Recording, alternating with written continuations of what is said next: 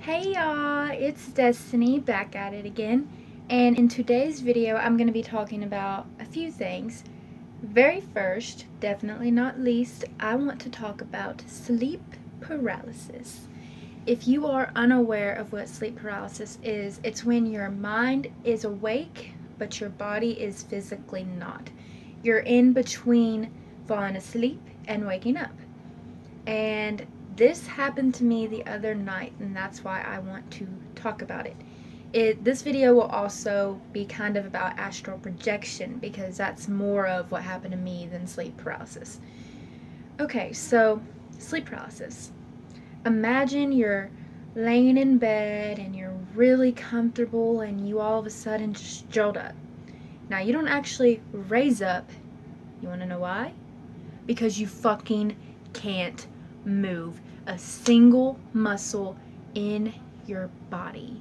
Now, for me, I was on my stomach and I remember I was awake, could not open my eyes.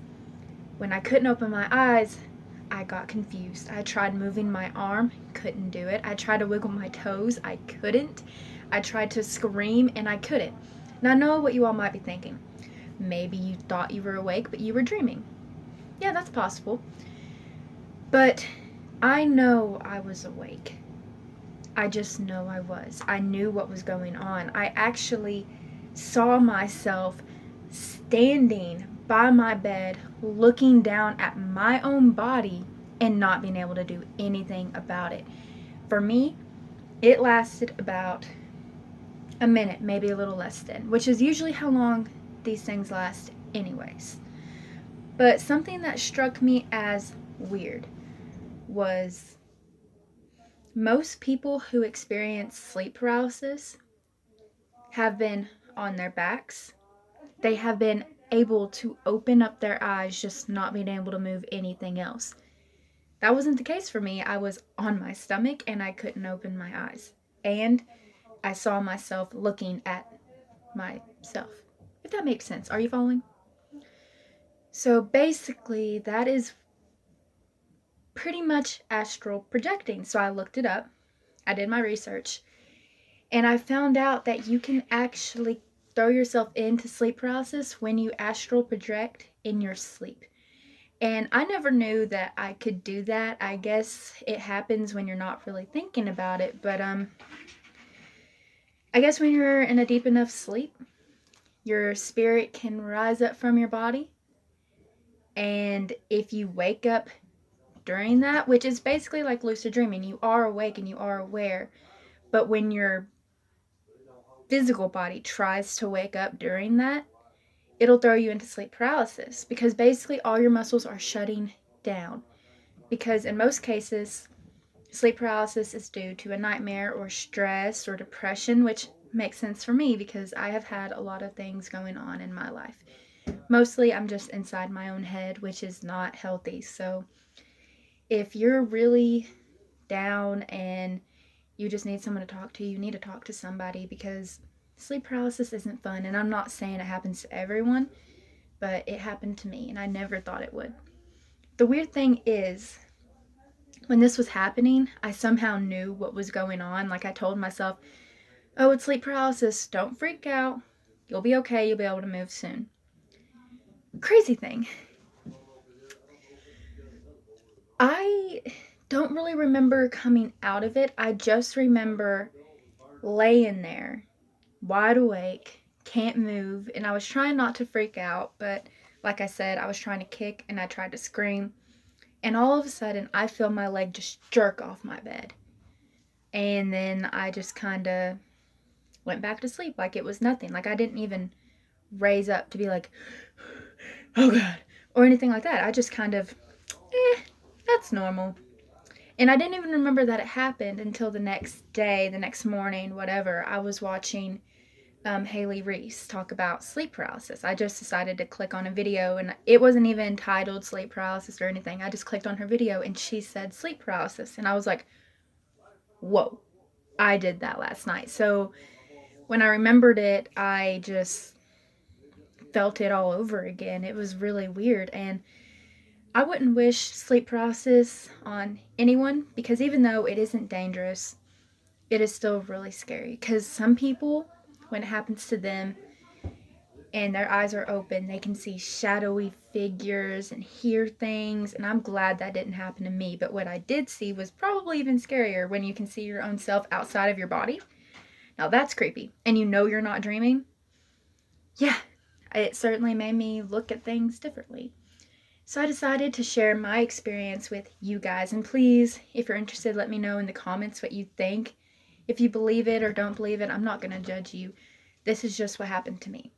And I'm interested to hear your stories. And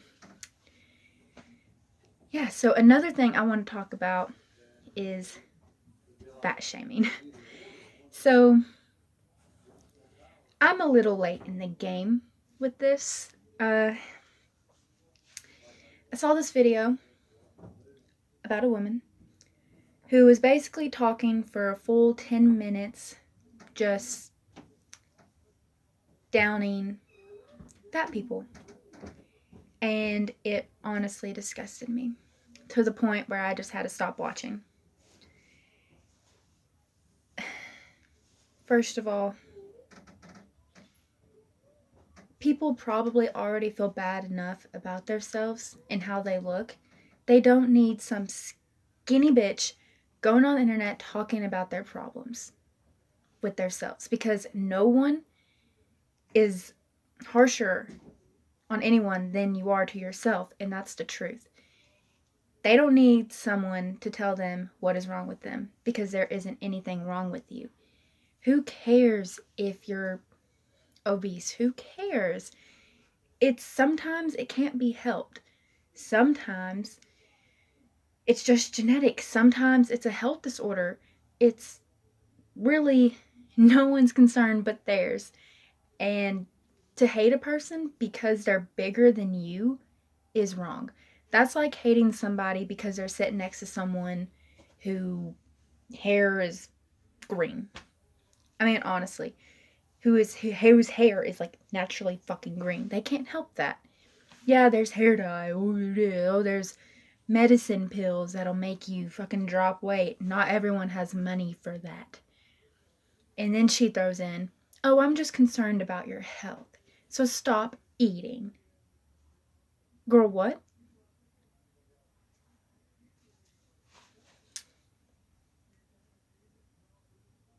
First of all, you have a fucking arrowhead where your tooth should be. Second of all,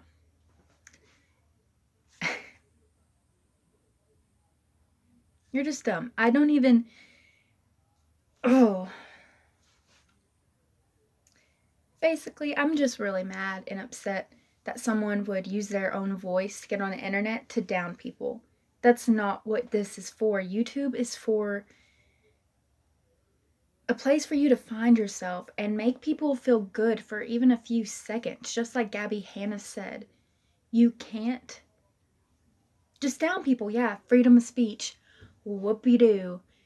God bless fucking America. But for you to say freedom of speech, and again, like Gabby Hanna said, and talk about all kinds of bad things, just trying to make people feel bad, you block people from commenting on your video. What happened to our freedom of speech, woman? Like, really?